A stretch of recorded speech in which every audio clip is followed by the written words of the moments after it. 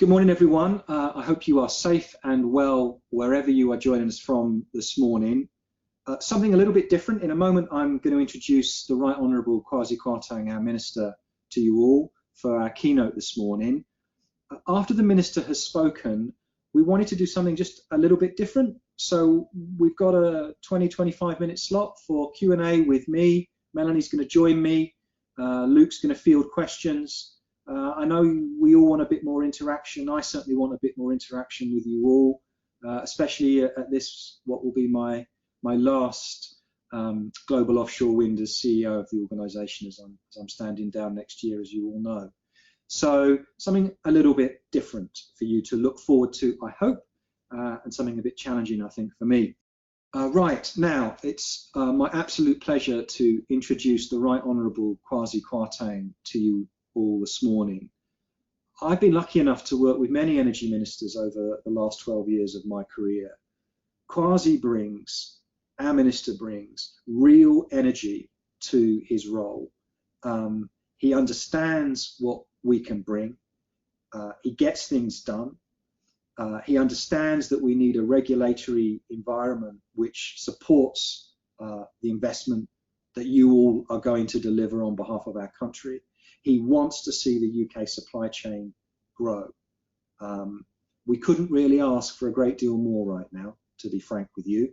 And he's been an immense support and supporter of our work within Whitehall and helping us crucially to land the package of measures which the Prime Minister announced at the start of the month.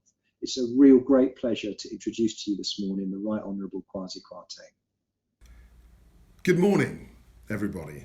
It's a real pleasure to be here with you today, and I apologise that I'm not actually there in person.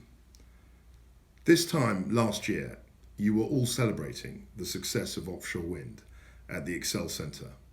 This year, of course, has been very different and very challenging for all of us.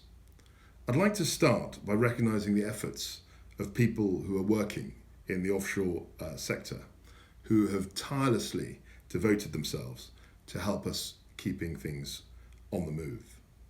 Those of you who work in control rooms and in maintenance, who helped make sure that the lights stayed on. Those of you too who helped keep your colleagues safe and made such rapid adjustments to new ways of working. Thank you all. In spite of the pandemic, this sector has continued to make strides forward.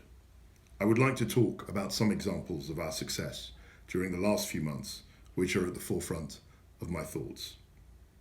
Not long ago, we learned Deep Wind had stepped forward to form a supply chain cluster to support supply chain companies across Scotland. Ørsted have signed a multi-million-pound deal with Scottish engineering company Picked Offshore to deploy a motion-compensated lifting system at the Hornsea 2 offshore wind farm. There is also a new £3.5 million offshore innovation programme, which is targeting supply chains companies in the north of Tyne area, with opportunities to fund and support technology innovation in offshore wind and subsea sectors. And also, Renewables have invested in a machine learning tool that aims to improve offshore wind vessel to turbine transfers, and which could save the industry £1 million per installed gigawatt every year. All of this shows how the Offshore Wind Growth Partnership is starting to bear fruit. A few weeks before the Global Offshore Wind Conference last year, we announced our net zero ambition.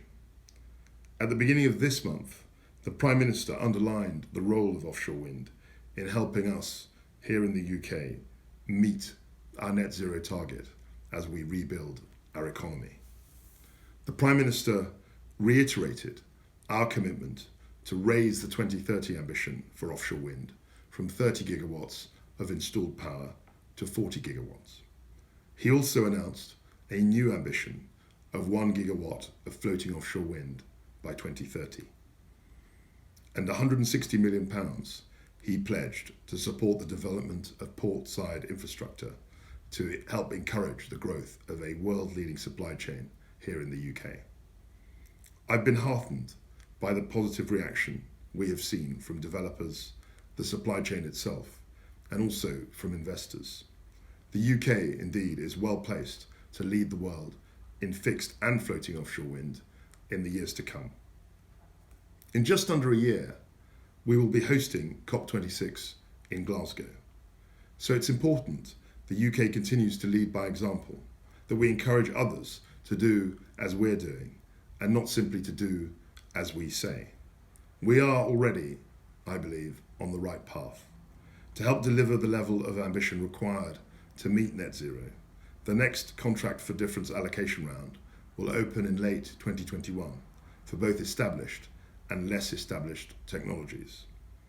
I know that you're all eagerly awaiting this. We consulted on various options, including having a separate pot for offshore wind and defining floating wind separately. I'm pleased with the level of engagement and the nature of the responses.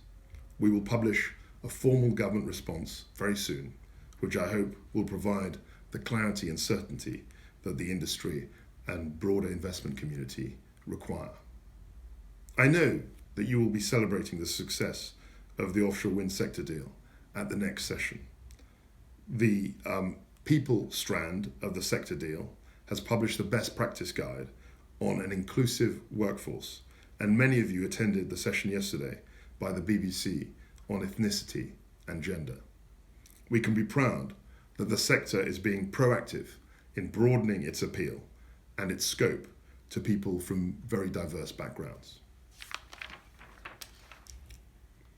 We're working very closely across government and with the sector to help ensure that we can meet our 40 gigawatt target by 2030. We are working closely too with the Ministerial Defence and the sector through the Aviation Management Board and Wind Farm Mitigation Task Force to address short-term mitigations. We have announced a £2 million innovation competition to seek new ideas on developing longer-term solutions. We have also allocated £4.3 million to help collaboration between departments and to speed up offshore wind deployment whilst safeguarding our precious marine environment. We've launched the Offshore Transmission Network Review to look at how we can ensure that transmission is developed efficiently, sustainably, and with due care and attention to local communities.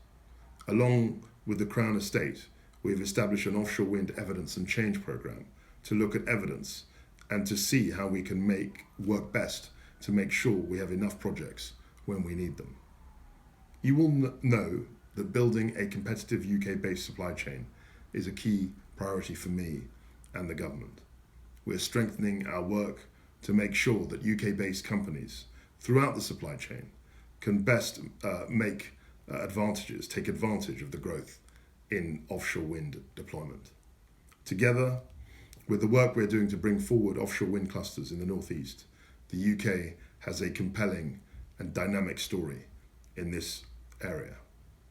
I look forward to working with all of you to make sure that we can deliver our offshore wind ambitions. I'd like to thank RenewableUK for successfully organising this international event in the UK on a virtual platform.